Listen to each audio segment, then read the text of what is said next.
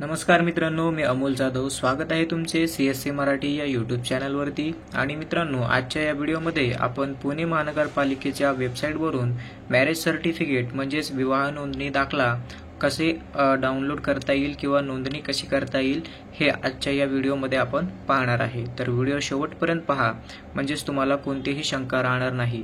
आणि तुम्ही चॅनलवरती जर अजूनपर्यंत पहिल्यांदा असाल तर सबस्क्राईब करून नोटिफिकेशन बेल ऑन करून घ्या, जेणेकरून तुम्हाला असेच नवनवीन आणि महत्त्वाचे व्हिडिओ सगळ्यात पहिल्यांदा भेटत राहतील. तर चला व्हिडिओ सुरू करूया. कम्प्युटर स्क्रीनवरती तुम्ही पाहू शकताय, सगळ्यात पहिल्यांदा आपल्याला pmccare.in CEP/e-सर्व्हिसेस या वेबसाईटवरती यायचं आहे. या वेबसाईटची लिंक व्हिडिओच्या डिस्क्रिप्शन बॉक्समध्ये दिलेली आहे. त्यावरती क्लिक करून तुम्ही डायरेक्टली या होम पेजवरती येऊ शकताय. इथे आल्यानंतर आपल्याला भरपूर सारे ऑप्शन दिसतील. त्यापैकी आपल्याला इथे मनपा सेवा यावरती क्लिक करायचं आहे. यावरती क्लिक केल्यानंतर थोडंसं खाली घ्यायचं आहे. खाली आल्यानंतर तुम्ही इथे पाहू शकता पुणे महानगरपालिकेच्या सेवा. तर या सर्व सेवा ज्या आहेत त्या एकाच वेबसाईटवरती तुम्हाला बघायला मिळणार आहेत. आता इथे आपल्याला काय करायचं आहे, तर इथे विवाह नोंदणी हा एक ऑप्शन आहे.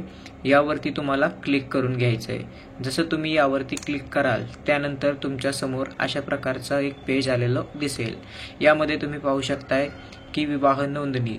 आता यासाठी काय काय करावं लागतं याची थोडक्यात प्रोसेस तुम्हाला मी सांगतो. या सेवेचं वर्णन बघा. तर विवाह नोंदणी हा विवाहाचा अत्यंत महत्त्वाचा पुरावा आहे. हा दस्तऐवज विवाहित महिलेला आत्मविश्वास आणि सामाजिक सुरक्षा सुनिश्चित करतो. पासपोर्ट आणि व्हिसा मिळवण्यासाठी विवाह प्रमाणपत्र हे महत्त्वाचे दस्तऐवज आहे. आता याची प्रक्रिया काय आहे ती पण आपण बघूया. वधू किंवा वर यापैकी एक जण महानगरपालिकेच्या क्षेत्रातील रहिवासी असले पाहिजेत. त्यानंतर लग्नाच्या वेळी वधूचे वय 18 वर्ष पूर्ण व वराचे वय 21 वर्ष पूर्ण असावे लागते. त्यानंतर वधू वराच्या लग्नाच्या वेळी साक्षीदार सज्ञान असावा. त्यानंतर विवाह नोंदणी करणे अनिवार्य असणार आहे. पुणे महानगरपालिकेत विवाह नोंदणी कुठे करता येते, तर पहा, पुणे महानगरपालिकेच्या सर्व प्रभाग म्हणजे क्षेत्रीय कार्यालयांमध्ये विवाह नोंदणी करता येते. त्याचप्रमाणे ही जी वेबसाईट आहे services.pmc.gov.in या वेब पोर्टलवरती ऑनलाईन पद्धतीने रजिस्ट्रेशन देखील करता येते. आजच्या या व्हिडिओमध्ये आपण ऑनलाईन पद्धतीने कसं रजिस्ट्रेशन करता येतं हे आपण पाहणार आहे. तर व्हिडिओ तुम्ही सोडून जाऊ नका, व्हिडिओमध्ये शेवटपर्यंत बनवून राहा. त्यानंतर पुढचा पॉईंट आहे विवाह नोंदणीचे अर्ज कुठे मिळतात, तर महानगरपालिकेच्या सर्व प्रभाग म्हणजे क्षेत्रीय कार्यालयांमध्ये असलेल्या विवाह नोंदणी विभागामध्ये विवाह नोंदणीचे अर्ज उपलब्ध आहेत.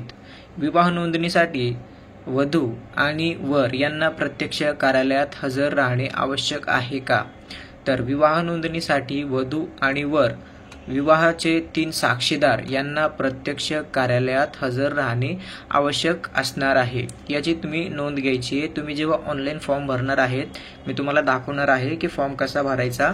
पण फॉर्म भरल्याच्या नंतर जेव्हा तुम्ही महानगरपालिकेमध्ये जाणार आहे तर त्यावेळेस वधू आणि वर हे तर लागणारच आहेत व त्यांच्यासोबत जे काही 3 साक्षीदारांचे आपण इथे डॉक्युमेंट देणार आहे त्यांना देखील कार्यालयामध्ये हजर असणं आवश्यक आहे.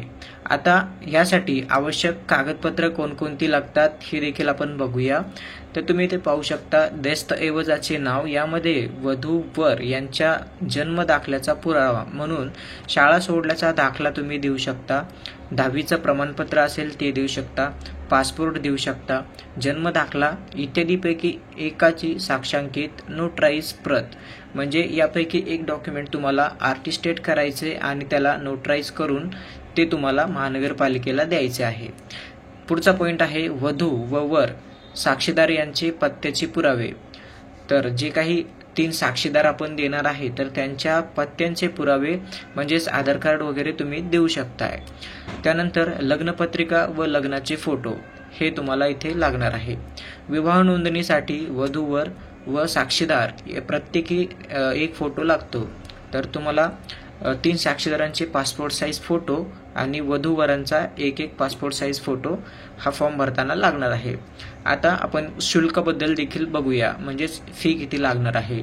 विवाह नोंदणी अर्जाचे शुल्क 104 रुपये तुम्हाला भरावे लागेल. त्यानंतर विवाह नोंदणीसाठी अर्ज नमुना ड वर रक्कम 100 रुपयाच्या किमतीचे कोर्ट फी स्टॅम्प लावावा लागतो. त्यानंतर विवाहाच्या तारखेपासून 90 दिवसाच्या आत विवाह नोंदणी केल्यास तुम्हाला 50 रुपये खर्च येतो. 90 दिवस ते 1 वर्षाच्या आत विवाह नोंदणी केल्यास शुल्क 50 रुपये प्लस दंड, शास्ती फी 100 असे मिळून तुम्हाला 150 रुपये हा खर्च येतो. त्यानंतर 1 वर्षाच्या पुढे कितीही कालावधी असेल तर नोंदणी शुल्क रुपये 50 प्लस दंड, शास्ती फी असे मिळून तुम्हाला 200 असे मिळून तुम्हाला एकूण 250 रुपये फी लागणार आहे. आता आपल्याला थोडं वरती यायचं आहे. थोडं वर आल्यानंतर तुम्हाला या वेबसाईटवरतीच इथे अर्ज करण्यासाठी क्लिक करा हा एक ऑप्शन दिसेल. यावरती क्लिक करून तुम्ही या पेजवरती येऊ शकता. नाहीतर मी डायरेक्ट लिंक याची मी व्हिडिओच्या डिस्क्रिप्शन बॉक्समध्ये खाली दिलेली आहे, त्यावरती क्लिक करून तुम्ही डायरेक्टली या पेजवरती येऊ शकता. या पेजवरती आल्यानंतर सर्व काम जे आहे ते ऑनलाईन फॉर्म भरण्याचं आपलं इथून पुढे सुरू होतं. तर तुम्ही पाहू शकता वरती Pune municipal corporation citizen services हे तुम्ही इथे पाहत आहात. त्यासमोर इथे डॅशबोर्ड आहे. इथे बघा प्रमाणपत्र, विवाह नोंदणीचे प्रमाणपत्र देणे. तर त्यासाठी आपल्याला ह्या महत्त्वाच्या 5 स्टेप जे आहेत ते पूर्ण करायचे आहेत. पहिली स्टेप आहे दस्तऐवज अपलोड. तर यामध्ये तुमचं सर्व माहिती आणि तुमची कागदपत्रे अपलोड करायची आहेत. तर सगळ्यात पहिल्यांदा आपल्याला क्षेत्रीय कार्यालय निवडायचं आहे. तर निवडावरती क्लिक करणार. निवडावरती क्लिक केल्यानंतर तुम्ही जिथे राहताय त्या भागातील जे क्षेत्रीय कार्यालय आहे ते तुम्हाला इथून सिलेक्ट करायचं आहे. आपण आपलं क्षेत्रीय कार्यालय सिलेक्ट केलं आहे. त्यानंतर पुढे इथे संचय हा बटन दिसेल, यावरती तुम्हाला क्लिक करायचं आहे. जर तुम्हाला इंग्लिशमध्ये माहिती पाहिजे असेल तर तुम्ही इथून ही चेंज करू शकता. इथून इंग्रजी चेंज करू शकता. आपण मराठीमध्ये ठेवलेलं आहे. संचयवरती क्लिक केल्यानंतर तुम्हाला पुढे नवीन पेज ओपन होईल. प्लीज वेट अशा प्रकारे तुम्हाला लोडिंग पेज येईल. त्यानंतर तुमच्यासमोर अशा प्रकारचं पेज आलेलं दिसेल. आता इथे तुम्हाला संपूर्ण तुमची माहिती भरायची आहे. तर इथे माहितीमध्ये तुम्हाला सगळ्यात पहिल्यांदा रजिस्ट्रेशन डेट, म्हणजेच तुम्ही या तारखेला आजच्या तारखेची डेट असणार कारण तुम्ही आज रजिस्टर करताय. सगळ्यात पुढचा पॉईंट जो आहे तो इथे आहे मॅरेज डेट. तुमचं लग्न कोणत्या तारखेला झालेलं आहे ती डेट तुम्हाला इथे टाकायची आहे. अशा प्रकारे कॅलेंडर ओपन होईल. तर या कॅलेंडरमधनं तुम्हाला तुमचं लग्नाचं वर्ष, त्यानंतर महिना आणि डेट जी आहे ती सिलेक्ट करायची आहे. त्यानंतर तुम्हाला इथे टाकायचे मॅरेज प्लेस, म्हणजेच तुमचं लग्न कुठं झालेलं आहे ते तुम्हाला इथे टाकायचं आहे. ही माहिती तुम्ही इथून मराठीमध्ये देखील करू शकता. मराठीमध्ये केल्यानंतर तुम्हाला वाचायला सोपं आणि समजायला सोपं होईल. तर इथेशी तुम्हाला इंग्रजीमध्ये लग्नाचं ठिकाणाचं नाव लिहायचं आहे. त्यानंतर लग्नाच्या ठिकाणाचं नाव मराठीमध्ये देखील आपल्याला लिहायचं आहे. त्यानंतर इथे आपल्याला जतन करा या पर्यायावरती क्लिक करायचं आहे. एवढं केल्यानंतर लग्नाची माहिती यशस्वीरित्या सेव्ह झालेली आहे असा मेसेज येईल. याला तुम्हाला ओके करायचं आहे. ओके केल्याच्यानंतर मित्रांनो त्यानंतर आपली येते पुढची स्टेप. पुढच्या स्टेपमध्ये आपल्याला वराचे तपशील यावरती एकदा क्लिक करायचं आहे. यावरती क्लिक केल्यानंतर इथे आपल्याला फोटो जो आहे तो वराचा म्हणजेच पतीचा इथे आपल्याला फोटो अपलोड करायचा आहे. तर त्यासाठी तुम्हाला इथे चूज फाईल यावरती क्लिक करायचं आहे आणि तुम्ही जो फोटो जिथे सेव्ह केलेला आहे तो फोटो इथे आपल्याला अपलोड करून घ्यायचा आहे. फोटो अपलोड करताना तुम्हाला ही गोष्टी लक्षात ठेवायच्या आहेत. जास्तीत जास्त फाईलची साईज मर्यादा जी आहे ती 100 KB आतमध्ये ठेवायची आहे आणि हा फोटोचं एक्सटेन्शन जे आहे ते JPEG किंवा PNG याच फॉर्मॅटमध्ये तुम्हाला इथे अपलोड करायचं आहे. PDF फोटो असेल तर तो इथे अपलोड होणार नाही. तर इथे पहा, सगळ्यात पहिल्यांदा आपल्याला जे पती आहे म्हणजेच वर आहे त्या वराची माहिती आपल्याला इथे इंग्लिशमध्ये टाकायची आहे. तर त्यामध्ये पहिलं नाव, तुमचं फर्स्ट नेम तुम्ही इथे टाकणार आहे. त्यानंतर तुमच्या वडिलांचं नाव आणि आडनाव अशा पद्धतीने तुम्हाला वरती इंग्लिशमध्ये माहिती भरून घ्यायची आहे. त्यानंतर वराची माहिती मराठीमध्ये आपल्याला इथे टाकायची आहे. पहिलं नाव, वडिलांचं नाव आणि आडनाव. त्यानंतर तुमचा जो मोबाईल नंबर आहे तो तुम्हाला इथे टाकून घ्यायचा आहे. जो काही वर आहे म्हणजे पती आहे त्याचा आधार कार्ड क्रमांक इथे टाकायचा आहे. त्यानंतर पूर्वस्थितीमध्ये तुम्हाला निवडायचं आहे की या अगोदर तुम्ही अविवाहित होता किंवा विधवा आहात किंवा घटस्फोटित आहात, तर आपण इथे अविवाहित हे सिलेक्ट करणार. त्यानंतर जो वर आहे तर त्याची इथे आपण जन्मतारीख सिलेक्ट करणार आहे. अशा पद्धतीने कॅलेंडर ओपन होईल. तर इथे तुमच्या जन्माचं साल जे आहे ते तुम्हाला इथून सिलेक्ट करायचं आहे. सिलेक्ट केल्यानंतर तुमचा जो महिना आहे जन्माचा तो इथून सिलेक्ट करायचा आहे, तारीख सिलेक्ट करायची आहे. तर अशा पद्धतीने तुमची जन्मतारीख सिलेक्ट होईल. त्यानंतर तुम्हाला इथे लग्नाच्या वेळी तुमचं वय किती होतं ते इथे ऑटोमॅटिकली आलेलं दिसेल. त्यानंतर तुम्हाला पुढेचा ऑप्शन येतो जन्मता धर्म. तर या ठिकाणी तुमचा जो काही धर्म असेल, नवबौद्ध असेल, ख्रिश्चन असेल, हिंदू असेल, जैन असेल, मुस्लिम असेल, पारसी असेल, शीख असेल, तर यापैकी तुम्हाला तो सिलेक्ट करून घ्यायचा आहे. आपण इथे हिंदू हे सिलेक्ट केलेलं आहे. त्यानंतर पुढचा ऑप्शन येतोय दत्तक घेतलेला धर्म. जर तुम्ही एखादा धर्म दत्तक घेतला असेल तर तो यापैकी कोणताही असू शकतो, नवबौद्ध, ख्रिश्चन, हिंदू, जैन, मुस्लिम, पारसी, शीख. तर आपण हिंदू आहे तर आपण हिंदू हे सिलेक्ट केलेलं आहे. त्यानंतर आपल्याला इथे एक ईमेल आय डी टाकायची. तर तुमची जी काही ईमेल आय डी असेल ती तुम्हाला इथे टाकून घ्यायची आहे. तुमचा पत्ता जो आहे तो इथे आधार कार्ड प्रमाणे जो पत्ता आहे तो इथे इंग्रजीमध्ये टाकून घ्यायचा आहे. त्यानंतर सेम पत्ता तुम्हाला मराठीमध्ये इथे टाकून घ्यायचा आहे. ओळखीचा पुरावा या ठिकाणी तुम्हाला passport, driving licence, pan card, Aadhaar card, वैध सरकारी ओळखपत्र, मतदान ओळखपत्र यापैकी तुम्ही कोणतेही एक डॉक्युमेंट इथे देऊ शकता. तर आपल्याला इथे आधार कार्ड सिलेक्ट करायचं आहे. आणि निवासाचा पुरावा या ठिकाणी तुम्हाला शिधापत्रिका हा ऑप्शन आहे, वीज बिल आहे, पासपोर्ट आहे, भाडेकरार आहे, बँकेचं पासबुक आहे, दूरध्वनी क्रमांक आहे, मतदान ओळखपत्र आहे. तर आपण इथे आपल्याकडे जो पुरावा असेल तो इथे आपण सिलेक्ट करणार आहे. तर आपण इथे शिधापत्रिका म्हणजेच राशन कार्ड हे सिलेक्ट केलेलं आहे. त्यानंतर वयाचा एक पुरावा, यामध्ये तुम्ही जन्म दाखला देऊ शकता, शाळा सोडल्याचा दाखला देऊ शकता, पासपोर्ट देऊ शकता, 10वीचा दाखला देऊ शकता किंवा पॅन कार्ड देऊ शकता. तर आपल्याकडे जो काही दाखला असेल तो इथे आपल्याला पुरावा म्हणून सिलेक्ट करायचा आहे. आपण इथे जन्म दाखला हे सिलेक्ट केलेला आहे. त्यानंतर आपल्याला जतन करा यावरती एकदा क्लिक करून घ्यायचं आहे. यावरती क्लिक केल्यानंतर तुमची माहिती सेव्ह झालेली दिसेल. ही माहिती सेव्ह झाल्यानंतर तुम्हाला पुढची स्टेप ओपन होईल, ती म्हणजेच वधूचे तपशील. वधूचे तपशील आता इथे तुम्हाला नवरी मुलीचे सर्व माहिती भरायची आहे.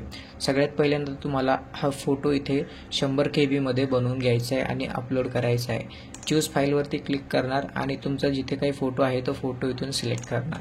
सिलेक्ट केल्यानंतर तुम्हाला पुढची स्टेप येते. इथे तुम्हाला इंग्रजीमध्ये नवरी मुलीचे संपूर्ण नाव लिहायचे आहे. इथे फर्स्ट नेम, मधलं नेम आणि आडनाव हे टाकून घ्यायचे आहे. त्यानंतर मराठीमध्ये तुम्हाला सेम तेच नाव टाकून घ्यायचं आहे. मोबाईल नंबर टाकून घ्यायचा आहे. त्यानंतर जी पत्नी आहे तिचा आधार कार्ड नंबर इथे टाकायचा आहे. त्यानंतर जन्मता धर्म, तर इथे आपण सिलेक्ट करायचा आहे आपला धर्म. त्यानंतर जन्मतारीख निवडायची आहे. कॅलेंडरच्या साहाय्याने तुम्ही इथून ही जन्मतारीख निवडू शकता. जन्मतारीख निवडल्यानंतर आपल्याला इथे जसं वराची माहिती भरली होती सेम तशीच माहिती नवरी मुलीची भरायची आहे. तर लग्नाच्या वेळीचं वय हे इथे ऑटोमॅटिक आलेलं दिसेल.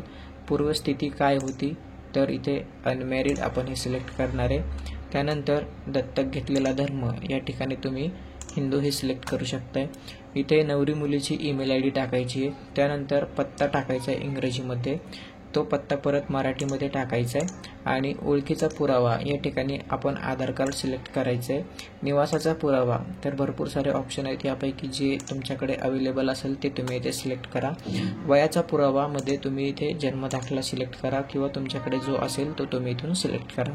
त्यानंतर जतन करा या बटनवरती क्लिक करा. तुमचे इथे ही स्टेप कंप्लीट होईल. त्यानंतर पुढची स्टेप येते ती म्हणजे साक्षीदार 1. तर आपल्याला असे 3 साक्षीदार इथे लागणार आहेत. तर आपण 3 साक्षीदारांचे पासपोर्ट साईज फोटो आणि त्यांचे डॉक्युमेंट इथे अपलोड करणार आहेत. तर पहिल्या साक्षीदाराचा आपल्याला इथे सगळ्यात पहिल्यांदा फोटो जो आहे तो 100 KB मध्ये घ्यायचा आहे. JPEG, JPJ आणि PNG या फॉर्मॅटमध्येच हे फोटो इथे अपलोड होईल. अन्यथा PDF मध्ये असेल तर ते अपलोड होणार नाही. तर आपण चूज फाईलवरती क्लिक करून इथे फोटो अपलोड करून घेणार. त्यानंतर आपल्याला जो साक्षीदार आहे त्याचं इंग्रजीमध्ये संपूर्ण नाव इथे टाकून घ्यायचं आहे. त्यानंतर परत मराठीमध्ये संपूर्ण नाव आपल्याला टाकून घ्यायचं आहे. साक्षीदाराचा मोबाईल नंबर टाकायचा आहे, त्याचं वय काय आहे ते आपल्याला इथे टाकून घ्यायचं आहे. त्यानंतर नातेसंबंध आपल्याला निवडायचे आहे. या साक्षीदाराशी तुमचं नातं काय आहे. इथे बघा aunty, brother, daughter, father, friend, grandfather यापैकी तुमचे काय नातं आहे ते तुम्ही इथे सिलेक्ट करू शकता. सिलेक्ट केल्यानंतर आपल्याला इथे दस्तऐवज निवडा या ठिकाणी क्लिक करायचं आहे. यामध्ये तुम्ही पाहू शकताय आधार कार्ड, बँकेचे पासबुक, जन्मदाखला, बोनाफाईड, तर मृत्यू दाखला, साक्षीदाराचा मृत्यूचा दाखला, घटस्फोट दाखला, डोमासाईल दाखला, ड्रायव्हिंग लायसन्स, मतदान ओळखपत्र, तर भरपूर सारे ऑप्शन आहेत. तर इथे यापैकी एक तुम्ही पुरावा इथे अपलोड करू शकता. पॅन कार्ड आहे, पासपोर्ट आहे, शाळा सोडल्याचा दाखला आहे. तर भरपूर सारे इथे डॉक्युमेंट आहेत. यापैकी तुम्ही एक कोणतेही सिलेक्ट करा. त्यानंतर साक्षीदाराचा पत्ता इंग्रजीमध्ये संपूर्ण लिहायचा आहे. त्यानंतर तोच पत्ता इथे मराठीमध्ये संपूर्ण लिहून घ्यायचा आहे आणि जतन करा या बटनवरती क्लिक करायचं आहे. त्यानंतर साक्षीदार 2, सेम जसं आपण साक्षीदार 1ची माहिती भरली सेम तशीच साक्षीदार 2ची माहिती भरून घ्यायची आहे. संपूर्ण माहिती भरून तुम्हाला जतन करावरती क्लिक करायचं आहे. त्याच पद्धतीने साक्षीदार 3 याचे देखील तुम्हाला फोटो अपलोड करून इंग्रजीमध्ये नाव, मराठीमध्ये नाव, मोबाईल नंबर, वय, नातेसंबंध आणि डॉक्युमेंट हे सर्व पत्ता हे सर्व सिलेक्ट करा, सर्व भरा. त्यानंतर जतन करावर क्लिक करा. एवढं केल्यानंतर तुम्हाला पुरोहिताचा दाखला या ठिकाणी तुम्हाला जे काही लग्न लावण्यासाठी पंडित असतील किंवा बौद्ध समाजामधील जे काही भंते असतील तर त्यांचे इथे तुम्हाला संपूर्ण नाव लिहून घ्यायचं आहे. त्यानंतर इंग्रजीमध्ये नाव लिहिल्यानंतर मराठीमध्ये संपूर्ण नाव लिहायचं आहे. त्यांचा मोबाईल नंबर इथे तुम्हाला लागणार आहे. त्यांचं वय किती आहे ते इथे तुम्हाला टाकायचं आहे. त्यांचा धर्म काय आहे ते तुम्हाला इथे टाकायचं आहे. त्यानंतर पत्ता जो आहे तो इंग्रजीमध्ये इथे संपूर्ण टाकून घ्यायचा आहे. त्यानंतर जो पत्ता आहे तो मराठीमध्ये देखील संपूर्ण टाकून घ्यायचा आहे. एवढं केल्यानंतर जतन करा या बटनवरती तुम्हाला क्लिक करून घ्यायचे आहे. अशा पद्धतीने तुम्ही संपूर्ण माहिती भरून घेतल्यानंतर तुम्हाला इथे सबमिट बटन हे दिसेल, तर तुम्हाला सबमिट या बटनवरती एकदा क्लिक करायचे आहे. इथे तुमचं काम झालेलं आहे. याची प्रिंट काढायची आहे.